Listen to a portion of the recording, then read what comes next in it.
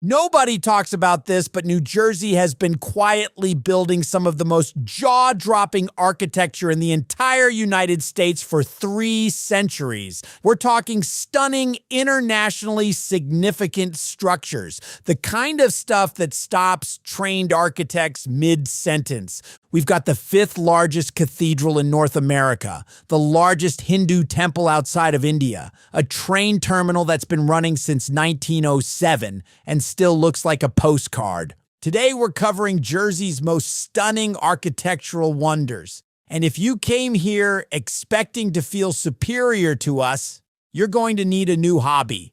Before we go anywhere else, we start in Newark. And if that sentence already made someone in the comments click away, that's their loss. Because what's sitting on Ridge Street in Newark is so genuinely extraordinary that architects travel from other countries just to stand in front of it and reconsider their life choices. The Cathedral Basilica of the Sacred Heart is the 5th largest cathedral in North America, and it's sitting right in North Jersey.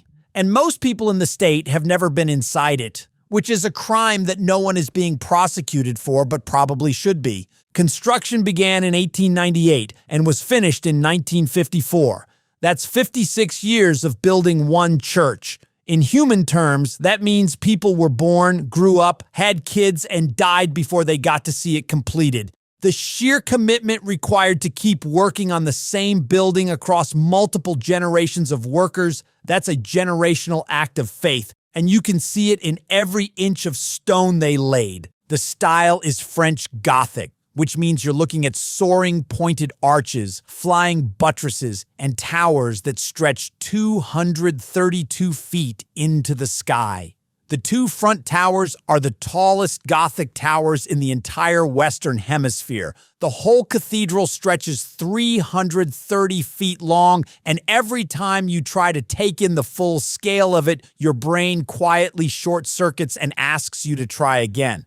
But the exterior is really just the lobby. Once you walk inside the Cathedral Basilica, you are standing beneath one of the most dramatic interior spaces in all of American religious architecture. The nave ceiling vaults 115 feet above the floor, and there are 14 individual chapels lining the interior. The stained glass windows, and there are a lot of them, were designed and crafted by Franz Mayer and Company out of Munich, Germany. Each one is a floor-to-ceiling explosion of color and biblical narrative. On a sunny afternoon, when the light starts filtering through those windows, the entire interior turns into something that looks less like a building and more like a slow, very intentional argument for the existence of beauty. The organ has over 8,000 pipes, and the acoustics inside are the kind that make you stop talking mid-sentence just to listen to the silence, because even the silence in there sounds different. Pope John Paul II visited in 1995, and the building was elevated to a minor basilica, which in the Catholic Church is a designation of honor. Essentially Rome saying, yes, this one is exceptional. It's not just a cathedral for Newark. Canonically speaking, it belongs to the whole region. The surrounding neighborhood doesn't always match the grandeur of what's sitting inside it, and that tension is actually part of what makes this place feel so striking. You come around a corner in Newark, and suddenly there's this massive centuries-in-the-making Gothic cathedral just sitting there like it's completely normal. The Cathedral Basilica of the Sacred Heart is not a hidden gem. It's not underrated in the sense that people don't know it's there. It's underrated in the sense that people drive past Newark every day, right off the whole city, and never once pull over to look at the thing that's been sitting there since before their grandparents arrived in this country. That's a shame. Because what's there is genuinely, legitimately one of the great buildings in America. If you want a perfect illustration of how little credit New Jersey gets for what's actually here, let's talk about what's currently sitting in Robbinsville, a township in Mercer County that most people know primarily for its proximity to the turnpike and not much else. What's there now is the BAPS Swaminarayan Akshardham, and if I didn't pronounce that right, I'm sorry. If you haven't heard of it, or if you vaguely recall seeing something about it on the internet and thinking it was in India or something, it's actually in New Jersey. It opened in October of 2023, and it is, without any exaggeration, one of the largest Hindu temples ever built outside of India. Let that land for a second. The largest Hindu temple complex outside of India is in New Jersey, in Robbinsville, near the Turnpike.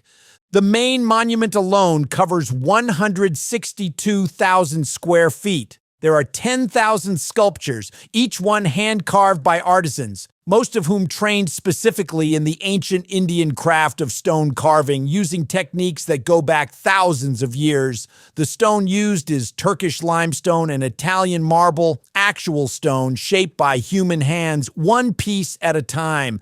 The temple complex includes 9 individual shrines. The architecture follows a style called Vastu Shastra, which is an ancient Indian system of design that integrates architecture with natural forces, spiritual principles, and mathematical precision. It's not just how things look. It's a philosophy embedded into the structure of every wall, corridor, and dome. The main dome structure rises dramatically above the surrounding landscape. The whole complex is designed to be viewed from multiple angles and distances, and at each vantage point, it looks like a different, equally stunning building. There are intricately carved stories embedded in the stonework, mythology, nature, celestial beings, carved with a level of detail that requires a magnifying glass to fully appreciate at certain points. The construction required artisans from across India. Thousands of devotees volunteered their time over the course of the project.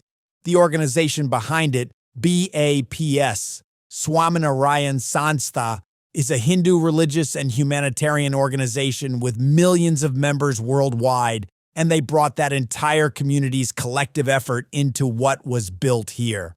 The grounds surrounding the temple include gardens, water features, reflecting pools, and open spaces that serve as a buffer between the monument and the world outside it. When you're inside the complex, you genuinely don't feel like you're in New Jersey anymore. That's not an insult, that's just honest. Robbinsville Township, to their credit, seems to understand what landed in their backyard. The surrounding infrastructure has been adapting to accommodate the thousands of visitors who now travel there from across the country and internationally. Because yes, international tourists are putting Robbinsville, New Jersey on their itinerary, a sentence that would have gotten you laughed out of a room 5 years ago. The BAPS Akshardham is a world-class monument built with ancient craftsmanship on American soil. And it's right here in New Jersey, off the Turnpike. The state keeps surprising people who thought they had it all figured out. The State House in Trenton is one of the oldest continuously operating state capitals in the entire country. It's been housing New Jersey's government since 1792, which means this building was operational before most of the things people consider historically significant in this country even existed. The current structure is not entirely the original. It's been expanded, renovated, and rebuilt in sections over the centuries. The dominant feature is the copper-clad dome, which is a gleaming presence over downtown Trenton and sits as a direct visual reference to classical democratic architecture. It's the same tradition as the United States Capitol. Domes as symbols of governance, stability, and the kind of institutional weight that tells you something important happens here. The dome was added in the 1840s and has been a defining feature of Trenton's skyline ever since. The annex, added later, reflects the Beaux-Arts style that dominated American civic architecture in the late 19th and early 20th centuries. Grand staircases, ornamental detail, and the kind of proportions that communicate serious public purpose.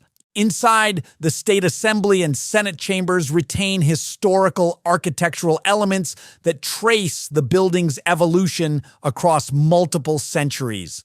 There are portions of the interior that have been restored to reflect how they looked in earlier periods. Walking through it is essentially a physical timeline of American political architecture. The State House sits along the Delaware River, and the surrounding historic district gives the building the kind of context it deserves. Not isolated, but embedded in the story of a city that was genuinely important in American history. Washington crossed the Delaware and fought the Battle of Trenton. The building that came to govern this state didn't arrive in that environment by accident. New Jersey has a mansion sitting inside a state park that looks like it was transplanted directly from the English countryside, and most people who live here have no idea it exists. Skylands Manor is in Ringwood State Park, in the Highlands region of Passaic County. The house itself is a Tudor Revival masterpiece, completed in 1924, designed by the architect John Russell Pope, the same architect who designed the National Gallery of Art in Washington, D.C., and the Jefferson Memorial. So we're not talking about a weekend contractor here. We're talking about one of the most celebrated architects in American history, and one of his projects is sitting in a state park in Jersey. The manor is built from native New Jersey granite. The stone was quarried nearby and gives the house its distinctive gray, substantial exterior that looks like it grew out of the surrounding landscape rather than being placed on it. The roof lines are steep, the chimneys are multiple and tall, the windows are leaded. Every exterior detail is consistent with the Tudor architectural tradition it's drawing from. A tradition that traces to 15th and 16th century England and communicates permanence above almost everything else. Inside, the house features over 44 rooms and 96 feet of frontage. The Great Hall has a vaulted ceiling, and the interior details include carved woodwork, stone fireplaces, and period-appropriate architectural elements that have been carefully maintained and restored over the decades. The surrounding botanical gardens at Ringwood are a separate wonder entirely, designed in the formal English style with collections of rare trees, azaleas, and plantings that turn the estate grounds into something that belongs in a European travel magazine.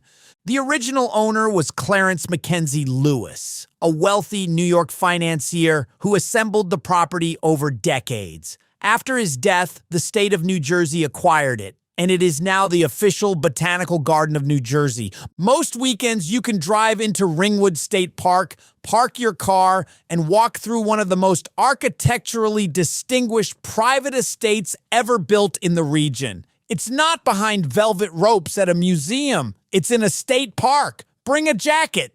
Now, look, we're not going to pretend this one isn't complicated. American Dream is the second largest mall in the United States, covering 3.5 million square feet. That could be its own municipality. The exterior looks like someone handed a child a box of crayons and said, "Design a mall," and then somehow the engineers said, "Okay, we'll build exactly that." The colors shift across the structure like a fever dream. There's a yellow ski slope visible from the outside. The whole thing reflects in the surrounding wetlands on overcast days like a surrealist painting that got out of hand. And here's the thing. Architecturally, it is objectively extraordinary. The sheer scale of engineering required to build what's inside is genuinely stunning. There is a real functioning ski slope inside the building. Nickelodeon universe. A full indoor amusement park sits beneath the atrium, an indoor ice rink, a water park, a DreamWorks animation experience. All of it enclosed under a steel and glass structure that took over a decade to actually complete after construction started in 2004 and stopped several times because the financing became its own architectural problem. The main atrium is a cathedral of commercial ambition. The glass roof floods the interior with natural light. The structural engineering required to span those distances and support those loads while enclosing a ski mountain is legitimately impressive to anyone who studies how buildings work. American Dream is what happens when someone refuses to accept that malls have a ceiling, literally and figuratively. It's excessive, it's enormous, and it is visually unlike anything else in the state. Whether you love it or side-eye it from the highway, you can't look at it and say, it's boring. There are beautiful university campuses in this country, and then there's Princeton, which operates at a level that makes other beautiful campuses feel like they should apologize. The Princeton campus covers about 600 acres and has been accumulating architectural masterworks since the 18th century. Nassau Hall, completed in 1756, is the oldest building on campus and one of the oldest college buildings in the country. It briefly served as the meeting place of the Continental Congress in 1783, meaning for a short period, Nassau Hall in Princeton, New Jersey was essentially the seat of the United States government. The building is still standing and still in use. The campus reflects multiple centuries of American architectural ambition. The dominant style across the historic core is collegiate Gothic, an American adaptation of English Gothic that produces the pointed arches, stone facades, and tower elements that have become synonymous with elite university aesthetics. But Princeton's version of this is not decorative, it's cohesive. The campus feels like a planned whole, not a collection of individually impressive buildings that happen to end up near each other.